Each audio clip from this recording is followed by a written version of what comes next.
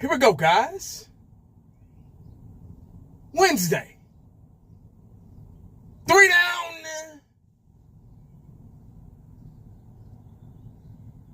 2 to go.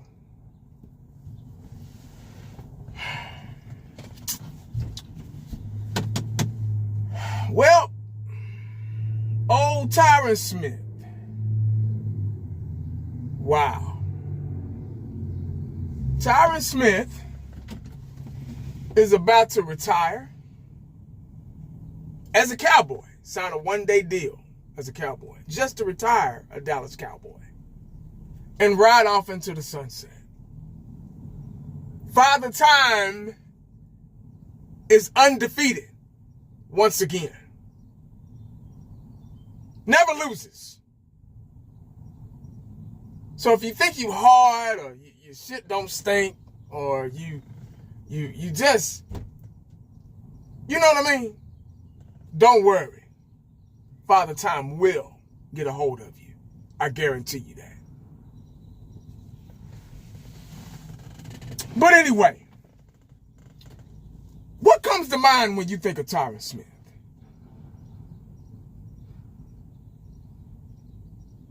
When I think of Tyron Smith,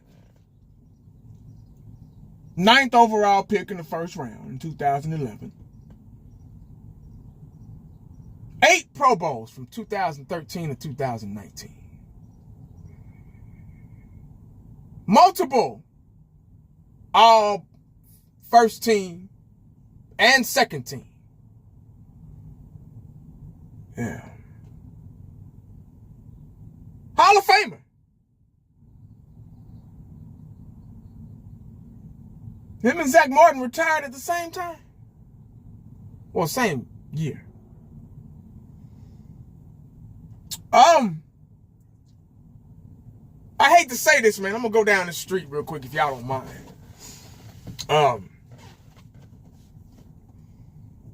Tyron Smith was a very good tackle, offensive lineman. Very good. What's above very good, the next level is great. I can't quite say great when I think about Tyron Smith. I can't say great.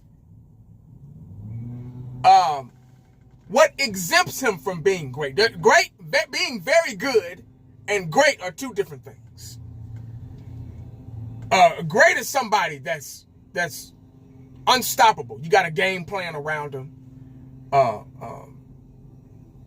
Just an all-pro. Just the best, arguably the best at his position. When I think about great players, and great comes along with, this is the most important word. 2 words, availability and consistency. Yeah. Because he had no problem executing. But his availability and his consistency, or lack of, that's what separates him from being a great player. Very dominant, though. When I think about great players, I want to say, they have the whole Dallas Cowboy offensive line back in the 90s. The Great Wall of Dallas. Nate Newton, Larry Allen, Eric Williams, before he shattered his damn knee in the car accident. Eric Williams would have been the greatest right tackle of all time. Probably still is, But anyway, Mark Stepnoski, Mark Tuinei, guys like that. When I think of great players that were consistent, as far as the offensive lineman goes.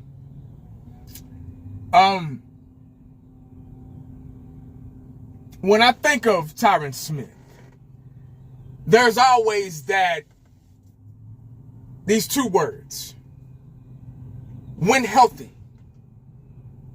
If you would ask somebody about Tyron Smith, how do you feel? He's retiring today, man. How do you feel about his career? I guarantee you the first couple of words you'll say, well, when healthy, just like Sean Lee. You remember Sean Lee? Sean Lee was awesome when he was healthy. He was beast. He was a very good linebacker when healthy. He was probably the last real linebacker we had. Now that all these damn hybrid guys, these sissified hybrid guys have come up. The linebackers used to be 250 and up, you know. Now linebackers are like 210. You know, linebackers are safeties now, pretty much. The linebackers position is probably becoming extinct as well, especially middle linebacker. There's no such thing anymore because they've went to this hybrid type player, you know, for speed, because they figure speed kills. But anyway, Sean Lee, you only got a good 7 to 8 games a season out of him. When healthy, he was great. Just like Tyron Smith. When healthy, he was a dominant force. He was great. When healthy. But when I think about Tyron Smith, I can't help but think of the lack of consistency. It's a 50-50. It's a dominant force who was one of the best linemen when healthy, tackles at that time. And then I think about the crucial, costly, boneheaded penalties. The holding. Oh my God. I mean, we would have a big game and bloop, I get it. It never failed in important games. And you already know who it is. You already know who it was. They put the camera on him. Tyron Smith. Holding. Yep. Then we'll go from 3rd and 3 to 3rd and 23 real quick because of that fool, man. So those are the things that I think about when I think about Tyron Smith. Is he a Hall of Famer? Yeah. First ballot. I don't. Those negative things I just named, that might get him out of that first ballot conversation. There's some might think he's first ballot, but me personally, no. Earlier in his career, he was he was great. Tyron Smith was a part of that Great Wall of Dallas #2 with himself, Zach Martin, who's also going to, he's probably a first ballot Hall of Famer because he was very consistent. Travis Frederick will probably be in the Hall of Fame too if it wasn't for that Gimbia, whatever disease that was. Ronald Leary and Doug Free. That was the Great Wall of Dallas #2. That's why Dak and Zeke had such successful rookie seasons, because of that offensive line, because of the trenches. That's another example on why the trenches are very important. It allowed 2 rookies at key positions to play as good as they did. Yeah. But what do I know? But wow. I wish nothing but the best for him. Might as well retire while you're still young so you can walk around and do things with your wife and kids and enjoy life. You know, right off into the sunset. He has nothing else to prove, you know. And another thing I'm gonna bring up before I let you go. Another Dallas Cowboy, former Dallas Cowboy, who's a Hall of Famer and who was the best at his position and who was a very good offensive tackle, will retire without a ring.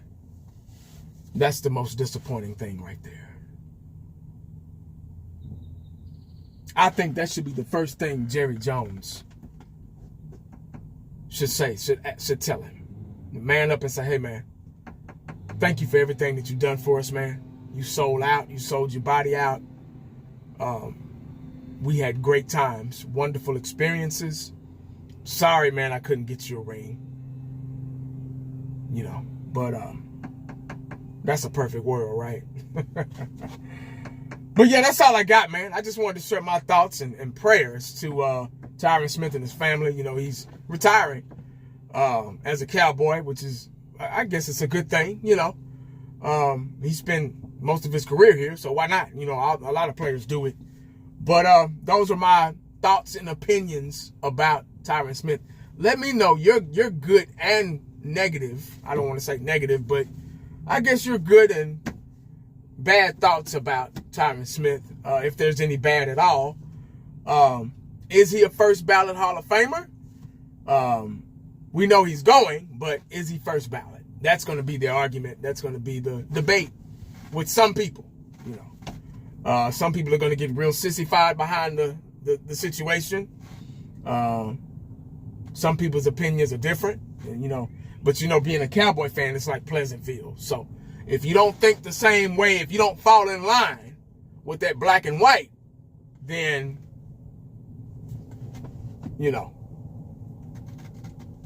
they push you to the side. They don't like that. Pleasantville. Let me know what y'all think about this in the comment section, man. I believe the press conference, it's, 7:50 here, Central Time. I think the press conference is at 2 Central Time. So I don't know if I'd have time to watch it. Maybe I can watch it on the way home. Hopefully I'll be done by then. I'll probably watch it on the way home. I'm pretty sure it's going to be live streaming on the Dallas Cowboy channel or YouTube or Facebook or whatever. But anyway, guys, that's all I got, man. Make sure you stay cowboyed up and prayed up, because you never know what the day is going to bring you. Holla back at your boy. I'm out.